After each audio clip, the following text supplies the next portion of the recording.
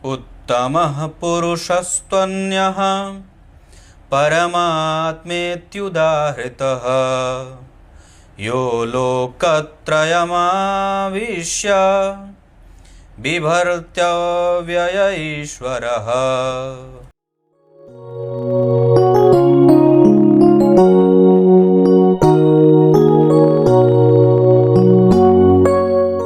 प्रिय दर्शकों नमस्कार, एक बार फिर से उपस्थित हूँ आप सबके सामने सोमवार के कार्यक्रम में।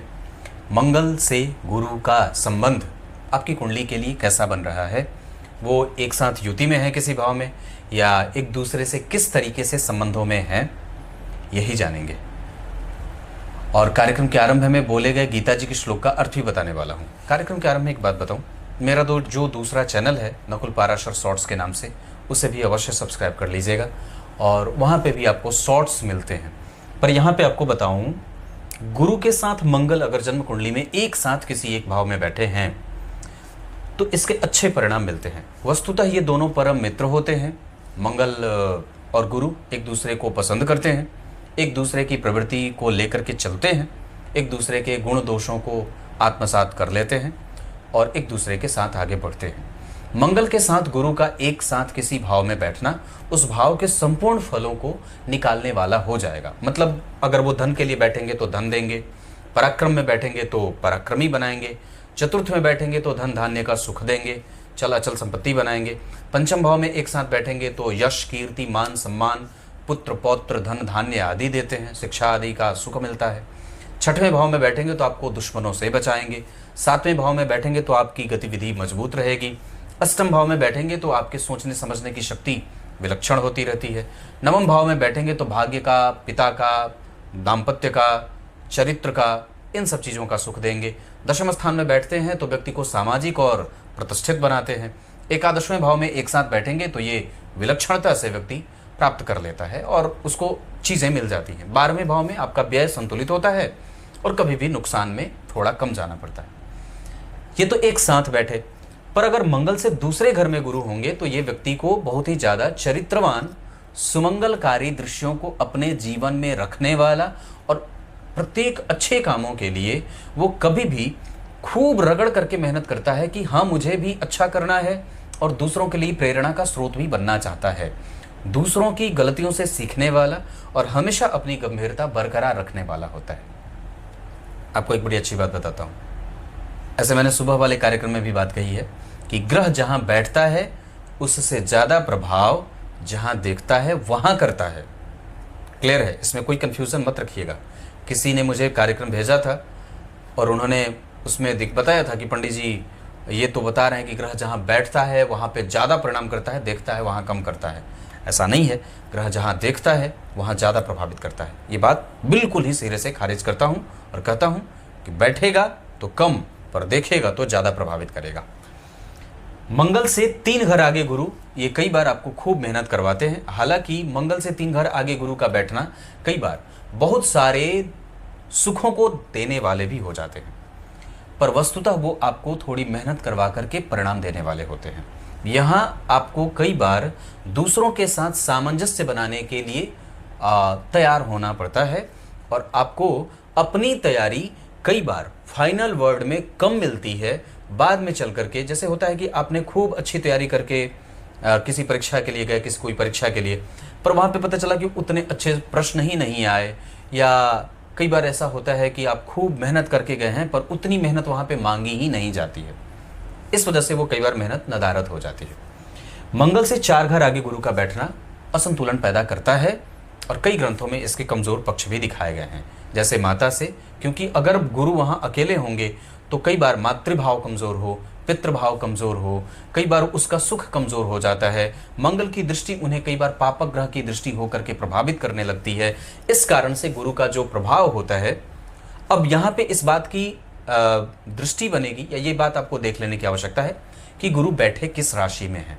अगर वो अपने उच्च की राशि में बैठे हैं तो मंगल की नीच दृष्टि उन पे पड़ेगी, जिसके कारण कई बार वहाँ पे गड़बड़ी भी हो सकती है।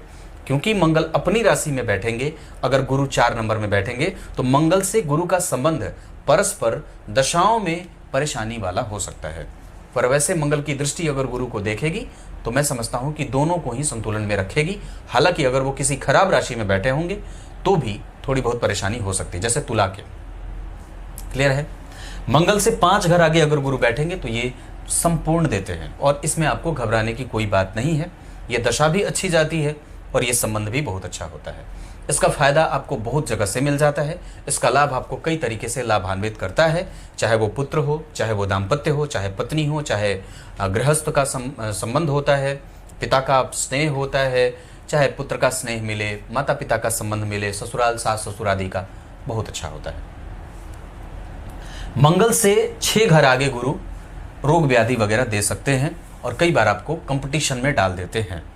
कई बार आपके प्रभावों को निचोड़ लिया जाता है और मेहनत खूब करवाई जाती है। आप जिस चीज़ के क्रेडिट के हकदार हैं आपको वो थोड़ा कम मिलता है। मेहनत खूब करवाएंगे और आपकी गंभीरता पे कमजोरी आ जाती है।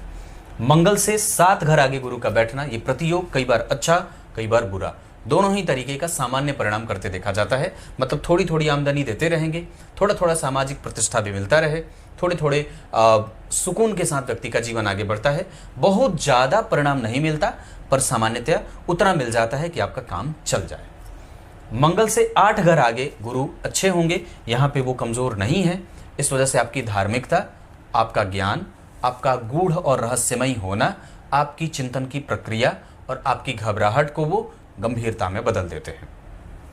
मंगल से 9 घर आगे गुरु, सामान्यतया मंगल के लिए ये अच्छा हो जाता है, पर मंगल से 9 घर आगे गुरु का प्रभाव कभी कभी गड़बड़ी होगी। अगर वो सिर्फ अकेले बैठेंगे तो परेशानी और बढ़ाएंगे, लेकिन अगर किसी ग्रह के साथ बैठे हैं तो अच्छा होगा। आपको सिर्फ ये देखना है कि मंगल कहाँ बैठे हैं और गुरु कहाँ बैठे हैं। जो जो बता रहा हूं ऐसे वैसे परिणाम मिलते रहेंगे।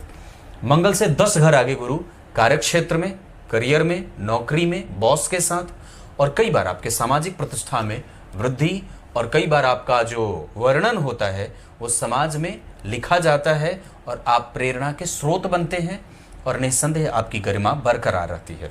आपका पद कभी भी आपको कोई छीन नहीं सकता आपसे।